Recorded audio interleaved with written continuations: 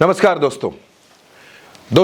बिहार का चुनाव हो गया। इससे पहले हरियाणा, महाराष्ट्र, दिल्ली, झारखंड, हर राज्य का चुनाव हो गया। लेकिन बीजेपी अगर कुछ नहीं कर पा रही है तो वो है राष्ट्रीय अध्यक्ष का ऐलान। जेपी नड्डा को लगातार एक्सटेंशन दिए गए, लेकिन जेपी नड्डा की जगह अध्यक्ष कौन होगा, इस नाम का फैसला भारतीय जनता पार्टी नहीं कर पाई।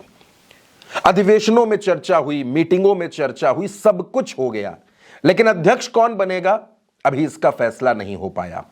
कुछ नाम पहले से चल रहे थे, कुछ नाम उसमें नए जुड़ गए हैं। जो नए नाम जुड़े हैं उनमें कौन कौन है, अमित शाह की मीटिंग में क्या हुआ और बीएल संतोष ने क्या कुछ कहा, इस पर बातचीत करेंगे।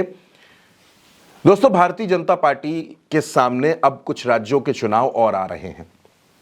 2026 में तमिलनाडु का चुनाव है, पश्चिम बंगाल का चुनाव है, असम का चुनाव है, कई राज्यों में विधानसभा चुनाव होना है। ऐसे में भारतीय जनता पार्टी के सामने एक बड़ी चुनौती राष्ट्रीय अध्यक्ष को लेकर है। शुरुआत में यह कहा गया कि आरएसएस संजय जोशी के नाम के लिए दबाव बना रहा है। संजय जोशी का नाम बहुत दिनों तक सुर्खियों में रहा, चर्चाओं में रहा। फिर वसुंधरा राजे का नाम आगे आ गया।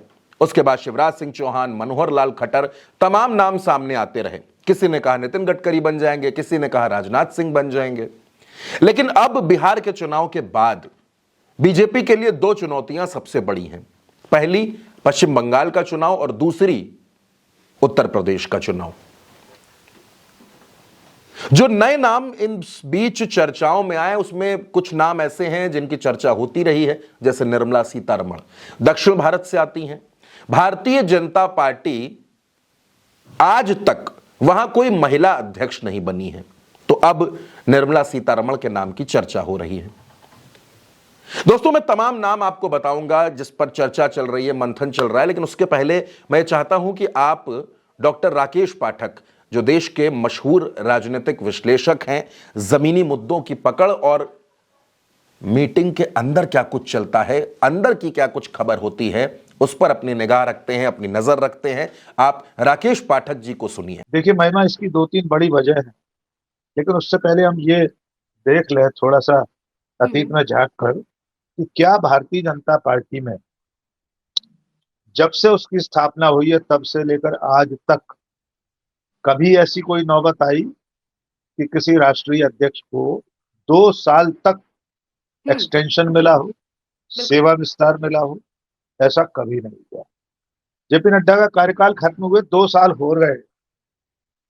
एक और बात, जेपी नड्डा केंद्र में मंत्री भी है और पार्टी के राष्ट्रीय अध्यक्ष भी है। ऐसा भी अपवाद स्वरूप ही भारतीय जनता पार्टी में होता है। एक व्यक्ति एक पद का नियम बीजेपी में लगातार चला आ रहा, लेकिन जेपी नड्डा के मामले में इसे भी अपवाद बना दिया गया। वे केंद्र में मंत्री हैं, नरेंद्र मोदी की सरकार में मंत्री हैं और पार्टी के राष्ट्रीय अध्यक्ष भी। अब आते हैं इस सवाल पर कि देरी क्यों हो रही। देरी की मूल वजह है राष्ट्रीय स्वयंसेवक संघ से प्रधानमंत्री नरेंद्र मोदी का बिगड़ा हुआ रिश्ता। नरेंद्र मोदी और संघ के बीच में, नरेंद्र मोदी और संघ के मुखिया सर्वे सर्वा सरसंघ चालक डॉक्टर मोहन भागवत के बीच में वैसे रिश्ते नहीं रहे जैसे आमतौर पर बीजेपी के किसी प्रधानमंत्री या संघ प्रमुख के रहे हैं। बीजेपी के एक ही प्रधानमंत्री इससे पहले हुए, अटल बिहारी वाजपेयी। बिल्कुल। उनके संबंध तो संघ के सर्वे सर्वाओं से बहुत अच्छे रहे थे, कोई तनातनी नहीं। लेकिन नरेंद्र मोदी जब से प्रधानमंत्री बने 2014 से, उन्होंने लगातार संघ को उपेक्षित रखा।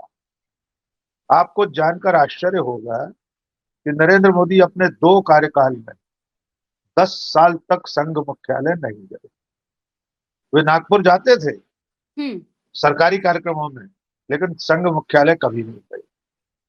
वे डॉक्टर हेडगेवार, संघ के संस्थापक और दूसरे नंबर के सरसंघ चालक गुरु गोलवलकर की समाधि पर भी फूल चढ़ाने नहीं गए। वे अब गए हैं तीसरी बार प्रधानमंत्री बनने के बाद।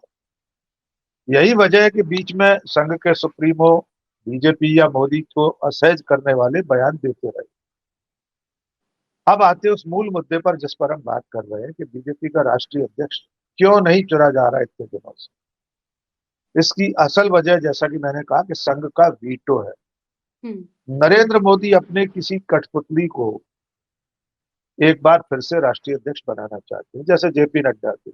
जेपी नड्डा को मंच पर अमित शाह धकिया देते थे, कहीं स्वागत समारोह हो तो माला से बाहर कर दिए जाएंगे। मोदी के साथ खड़े होने की हैसियत नहीं रही उनकी। उनसे पूछकर कोई फैसला नहीं होता पार्टी में। मुख्यमंत्री बदल दिए गए उत्तराखंड का, या पर्ची खोलकर बना दिए गए 2023 में।